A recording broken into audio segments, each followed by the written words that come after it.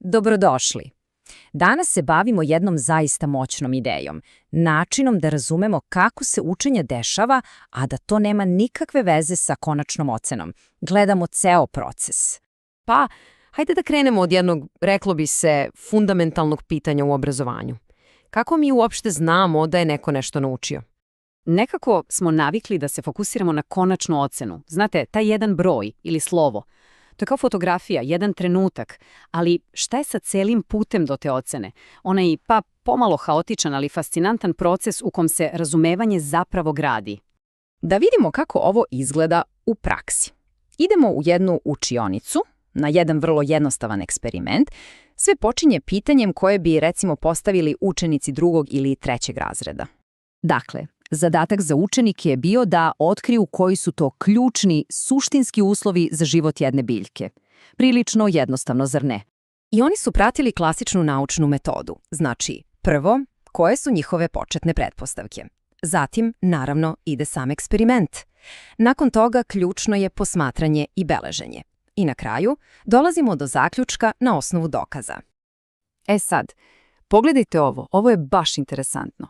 Svaka grupa je promenila samo jednu stvar, samo jednu varijablu.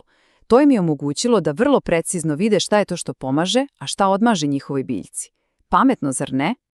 Ali, evo gde priča dobija obrt. Znate, eksperiment se zapravo nije ticao samo biljaka.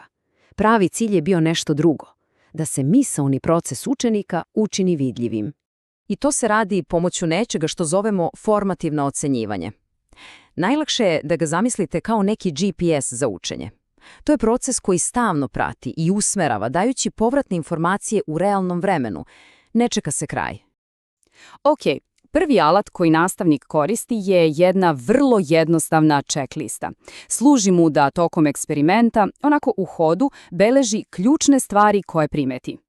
Znači, nastavnik gleda da li je učenik postavio neku početnu ideju, da li beleži šta vidi i ključno da li povezuje uzrok i posledicu. Ovo nije ocenjivanje, da se razumemo. Ovo je samo signal za nastavnika, ovom detetu treba mala pomoć baš u ovom delu. Idemo na sljedeći alat. On ide korak dalje, meri kvalitet i, što je još važnije, dubinu objašnjenja koje učenik daje. I ovo savršeno pokazuje razliku. Nije isto reći biljka je uvenula i reći uvenula je zato što nije bilo vode, a tek onaj treći nivo gde se razumeju nijanse, to je već duboko razumevanje. A sada, verovatno najmoćniji alat od svih, portfolio. On priča kompletnu priču o tome kako je jedan učenik razmišljao od samog početka pa do samog kraja. I šta se tu nalazi? Pa sve, od one prve, početne pretpostavke, preko dnevnika sa dokazima, pa do konačnog zaključka. I ono što je super, tu je i osvrt samog učenika na ceo proces.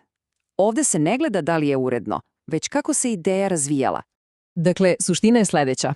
Svi ovi alati su napravljeni da urade nešto što klasičan test često ne može, a to je da izmere one male ali ključne delove od kojih se sastoji kritičko mišljenje. Upravo to. Umjesto onog prostog točno ili netačno, fokus se potpuno pomera. Gleda se koliko dobro učenik može da odbrani svoj stav, koristeći dokaze koje je sam prikupio. A to su veštine koje su zaista važne za ceo život.